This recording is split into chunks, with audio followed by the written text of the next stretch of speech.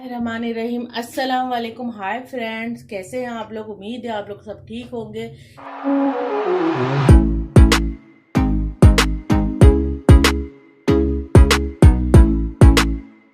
आज मैं ज़बरदस्त सा हैदराबादी खौरमा बनाएंगे।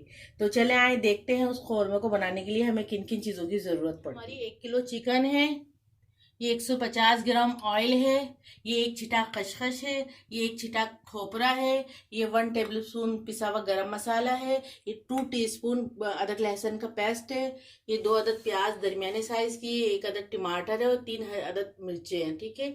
और ये नींबू 1 अदद है, ये 2 टेबल स्पून पुदीने के पत्ते हैं, ये 1 पाव दही है, ये 2 टेबल स्पून पिसी हुई मिर्च है, ये 1 टीस्पून हल्दी है, ये 1 टेबल स्पून नमक है। तो चले आए बनाते हैं। क्या खसखस है, इसको मैं आपको धोने का तरीका बता रही हूँ क्योंकि बहुत से लोगों को ना धोना नहीं आता। देखिए, बस इसमें ना 1 गिलास तकरीबन आप पानी डाल दें, उसको 2 सेकंड के लिए ज़रा नीचे बैठने दें। देखिए, इसके अंदर बहुत ज़्यादा मिट्टी होती है और ज़रा भी मिट्टी आपके सालन में आ गई ना तो आपका सालन ख़राब हो जाएगा। तो देखिए, इसको यूँ धोइएगा, यूँ। देखिए कितनी अच्छी मिट्टी, देखिए आप देख रही हैं मिट्टी कितनी सारी नीचे बैठी है। अब इसको हम एक और दफ़ा इसी तरह धोएंगे। धो दिया था, अब एक दफ़ा और धो देंगे, इसमें 1 गिलास पानी और डाल देंगे। ये तकरीबन हमारी बहुत अच्छी साफ़ हो जाती है। देखिए, बस इसको भी इसी तरह धोएंगे।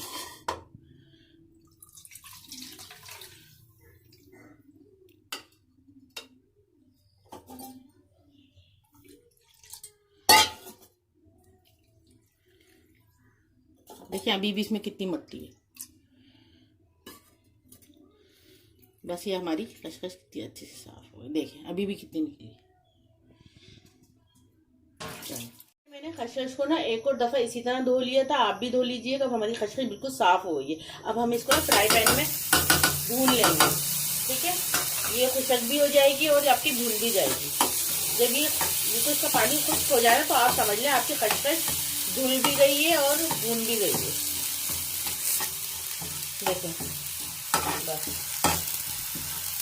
हम खोपरा भी इसी तरह भून लेंगे जैसे मैं खसखस भून रही हूँ। फिर ये दोनों चीज़ें ना पीस लेंगे हम, और आप मसाला जितना बारीक पीसेंगे उतना अच्छा आपका सालन बनेगा। हमारी खसखस कितनी अच्छी खुश्क हो गई है, देख रहे हैं आप, और बस ये भून भी गई है। अब हम इसको निकाल देंगे। देखिए हमारा खोपरा भी इसी तरह भून लेंगे, बस हल्का सा। देखिए हल्का हल्का सा आपको कलर नज़र आ रहा होगा। देखें, बस ज़्यादा नहीं भूनना, बस ये हो गया हमारा खोपरा डन। बस अब इसको बारीक से ना पीस लेंगे खसखस को। 50 ग्राम जो ऑयल लिया था वो डाल दिया और अच्छा सा गर्म भी हो गया है। अब हम ये 2 अदद प्याज ना इसमें अच्छी सी लाल कर लेंगे। ठीक है, देखिए हमने खसखस खोपरा बहुत अच्छा सा बारीक सा पीस लिया है। ठीक है, जो 1 छिटा खसखस ली थी, 1 छिटा खोपरा लिया था और 1 पाव दही, उसके अंदर ना मैंने ग्राइंडर कर दिया। लेकिन अगर आप सिल में पीस रहे हैं ना तो खसखस खोपरा अच्छा सा बारीक करके दही को अच्छा सा फेंट लीजिएगा। और दही में दाना नज़र नहीं आना चाहिए, वो ना बाद में ना खौरमे में बुरा लगता है। ठीक है, ना बादामी हो गई है। बस अब ना इसमें हम अदरक लहसुन का पेस्ट शामिल कर देंगे।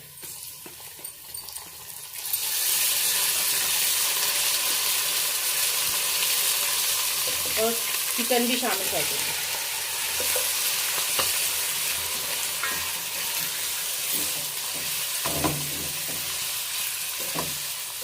तो ये तमाम पिसी हुई मिर्च, हल्दी, नमक ये भी शामिल कर देंगे।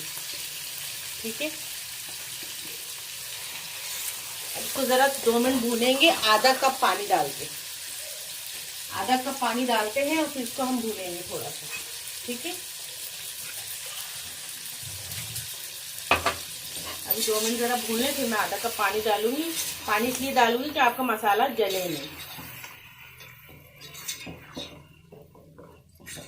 ज़रा सा,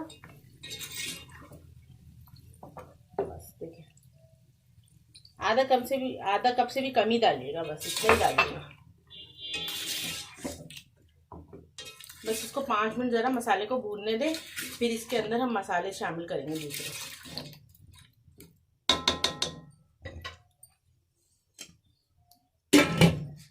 हमारा गोश्त तकरीबन भून रहा है, हमने इसको 5 मिनट भूना है। बस अपना इसके अंदर टमाटर भी शामिल कर देंगे। ठीक है, वही हमने एक आधा टमाटर लिया था। जब टमाटर ज़रा गल जाएगा तो फिर बाकी मसाले डालेंगे। अब इसको 5 मिनट के लिए कवर करके रख देते हैं हम।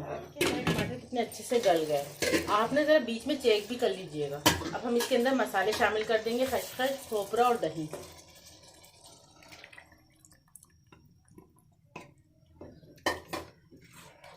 बस अब ना ये दम पे पकेंगे। ज़रा पहले तेज़ आंच पे थोड़ा तेज़ पकने दें, फिर हल्की आंच कर दीजिएगा इसकी। जब गोश्त गल जाएगा और ये मसाला भी अच्छी तरह इसके साथ पक जाएगा तो फिर हम आपको बताएंगे क्या करना है। सही है, ये अभी तेज़ आंच पे पकेगा ना, तो फिर इसकी हल्की आंच कर दीजिएगा। पकना शुरू हो गया सालन। अब इसकी ना हम हल्की आंच कर देंगे। ठीक है, इसमें गोश्त गल भी जाएगा और मसाला भी भून जाएगा। फिर मैं बताऊंगी आपको बाद में क्या करना है।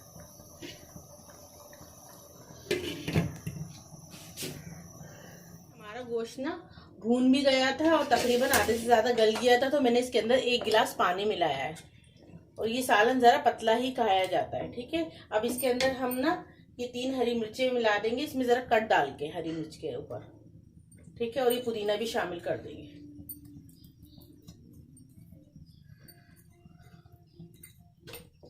अब इसको हम मज़ीद हल्की आंच पे रख देंगे। और अगर आपको खौरमा में थोड़ा सा पानी हम और डाल सकते हैं, आधा गिलास। एक डाल दिया था, अभी मैं आधा गिलास डाल दूँ। ठीक है, बस अब इसको पकने दें। फिर हम ना इसमें गरम मसाला शामिल करेंगे जब ये पकने लग जाएगा तो।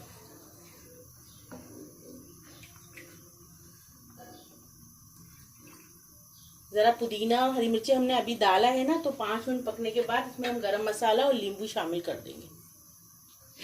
सालन पकना शुरू हो गया है। ठीक है, बस इसी स्टेज पे आके हम गरम मसाला और नींबू भी शामिल कर देंगे। नींबू भी शामिल कर देंगे। देखिए, नींबू भी डाल दिया। आप लोग ना गोश्त को अच्छा गलाया करें। चिकन ना अच्छी तरह, मैं भी तकरीबन पौना घंटा गलाती हूँ चिकन। ठीक है, इससे कम में मत गलाया करें। अब बस हम इसको ना दम पे रख देंगे, फिर डिश आउट करके आपको बताएंगे। तैयार हो गया। इसको मैंने तकरीबन 10 मिनट दम पे रखा था। अगर आप बीफ में या मटन में बनाना चाहें तो बिल्कुल सेम यही रेसिपी होगी। ठीक है, चले अब हम इसको डिश आउट करते हैं और आपको दिखाते हैं। मज़ेदार सा हैदराबादी खौरमा तैयार हो गया है।